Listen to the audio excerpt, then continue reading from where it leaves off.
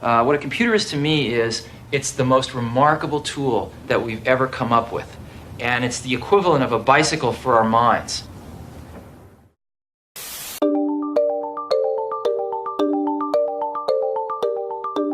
So when you really think about it, computers are amazing. They're literally magical. They're these small boxes of limitless and infinite possibility, opportunity, productivity, entertainment, and anything in between. And subconsciously or consciously, we acknowledge this as human beings or as a society because we use computers in almost every facet of our lives. We keep them in our cars, in our homes, in our pockets. We are in the middle of this technological age where now the pressing question is, how do we sustainably develop technology while maintaining a healthy environment?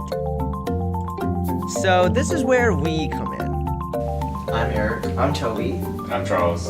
And we are the We Care Act. We're here to show you how refurbishing recycling with PCs work. So recycling and refurbishing computers really comes in two ways. One, on a hardware level, and two, on a software level. So first is the hardware. So once you have your computer, you have to first see if you can turn it on. So you just do the basic computer startup where you plug it in and you plug it into your display and you turn it on. And if it does turn on, then you know it's a software problem and you can actually simply just reset your computer. But if it doesn't turn on, or if it has problems once you turn it on relating to screen shut-offs or automatic closings, then you know it's a hardware problem. And if it's a hardware problem, that's where things start to get a little bit more complicated than just a simple reset. And so first you have to figure out exactly what's the problem. And this is a step-by-step procedure that really depends on a lot of things. And so the easiest way to go about this really is to first try and turn it on. And actually try to record any error messages it gives you or any specific problems, and then simply just Google it. For example, if you get a blue screen that tells you that your computer crashed, it'll give you an error code. And if you simply just Google this error code, it'll tell you specifically what part of your computer has a problem. And so what we're going to teach you, or we're going to show you right now, is how to replace specific components once you identify what's wrong with them. So first, you obviously have to open your computer. And the way you do this is just by sliding off the cover. Now, some computer cases actually have screws and the cover is screwed on, but either way, you just figure out a way you can take it off and you can see your computer. And just to provide a brief overview, this is the motherboard. The motherboard by itself is just a big piece of plastic. But once you have computer components on it, it helps them work together towards a goal, towards a computation or something. This is a case fan. As the name suggests, it's a case fan. It's a fan on a case.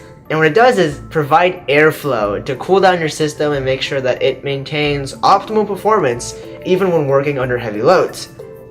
This is your hard drive. Hard drives are what store your information permanently. Things like your documents, your movies, your photos, whatever. It gets stored on a hard drive. And some people have more than one. And if you have more than one, they're all stored on this sort of hard drive shelf where there's literally a shelf and you slide it in. And here is the PSU, the power supply unit. And as the name suggests, it supplies power to everything. And you can actually see it do this because of these wires. These wires run from the PSU itself to different components of your computer. And so, once you've identified whatever problem you have and the root cause of whatever problem your computer has, now you have to replace it. And the way we replace it is rather simple, really. So first, let's replace the hard drive. And so what you do is you first have to unplug the hard drive. And the hard drive has two things. One, it has this SATA cable, and two, it has this power cable. The SATA cable is this flat colored one, and what it does is transmit data between the hard drive and the motherboard. The power cord, as you can see, connects the hard drive to the PSU and obviously provides power. So you have to unplug both of these, and then you have to physically unscrew the hard drive from the case. and usually there's 2 or 4 of these screws, and all you have to do is simply unscrew them. And once you unscrew the hard drive from the case itself, you simply just pull it out of the shelf, and here it is. Now usually the hard drive should not be the source of any problems, but if you have to add or remove any, this is how you do it. And so once you've done that, you can work on more parts of your computer. And to do this really, first you would want to remove your motherboard. And the motherboard is attached to the computer through screws. Now I've unscrewed most of these in the interest of time, and you can see them because they have raised bevels or circles surrounding where these screws go. For example, here, or here, or here, and there's usually around 8 or 12. And so I would first unscrew these screws.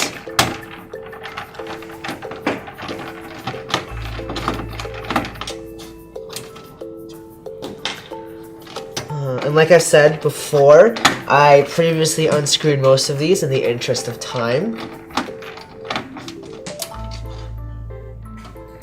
So now that you've unscrewed all of the screws connecting the motherboard to the case, you have to take out some specific wires. So one is this big, I believe, 24-pin connector from the motherboard to the PSU. This is the main way the PSU provides power to the motherboard itself. You simply pull on the clasp and pull on the connector completely and remove it. Sometimes there are auxiliary power connectors, for example this one, and once again all you do is you pull on a clasp and you pull out the wire. And case fans are also connected to the motherboard because they have to have a source of power. And the reason why case fans, well, this one specifically, the reason why it doesn't connect to the PSU directly is because the PSU, once again, using this wire, actually provides power to the motherboard itself. And so the motherboard can then provide power to other components, such as this case fan. So we simply remove the wire, this was previously removed, from the case, from the motherboard. And now, all you have to do is remove these wires to the side and in the corners. Now, these wires are to connect the case to the motherboard. And the reason why this needs to be done is because the case has things such as a USB port in the front, or like a light. Whenever you press the power button, a light becomes blue or green. And so these also need power, and that's where these come in. Now, usually, you can know which wires go into where because they're labeled. The entire motherboard is labeled. Each port has a name, each little pin connector has its own name, so you know where things go. And the wires themselves also have names. So, in this specific case, these wires are actually color-coded and they have names, so you know where they go. So I am unconnecting all of these to take out the motherboard. And once I've taken them all out, you simply pull out the motherboard.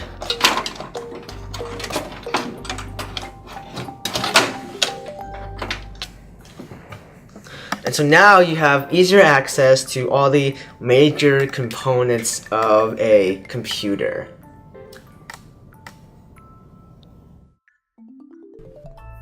This is the first video in our series about computer recycling and refurbishing. If you want to find out more information about hardware refurbishing, you can check out part 2. If you want to find out more information about software, you can check out part 3.